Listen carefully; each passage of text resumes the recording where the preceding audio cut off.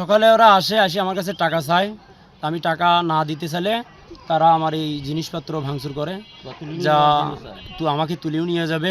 ঠিক আছে, তারপরে আমার কিছু লোককে মারধর করছে, একজন তো হাসপাতালে আছে। টাকার কথা কয়, টাকার কথা কইতে মহাজনের সাথে তা কি হয় কথাবার্তা হইতেই আমরা শ্রমিক আসি, তারপরে ওই আগে মিলেন করতে পারে যে এরা মারধর করে, মনে করেন ভাঙচুর করিয়া ওই রেজা আছে, তারপরে তোমার রানা আছে, রাজা আসিয়ে এইভাবে অঘটন ঘটায়। আজের ফাঁকে চিল্লাবেলা শুনি ওই আমরা খুঁটি নাড়ি দিতেছি, দেওয়ানির পরে দৌড় দিয়ে আসি, দেখি মহাজনক ধরি ফেলাইছে। এখানে কারখানার মালিক যাই তাকে ধরি ফেলাইছে কয়েকে হুন্ডের চরে। তখন কন কয় আমি হুন্ডের চোর, মোকে কি হয়েছে, আমার হুন্ডের কেন চড়া নাকবে? কয় না, হুন্ডের চড়াই নাকবে, হুন্ডের না চলে আজকে তোর বাসস নাই।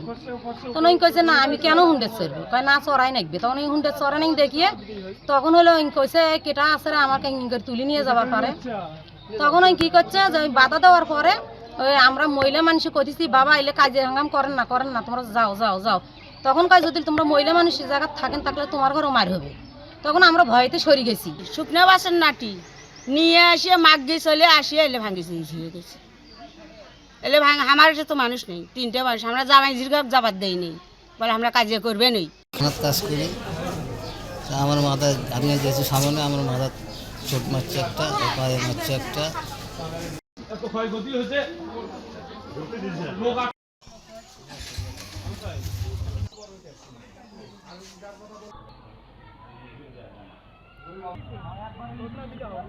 Thank you.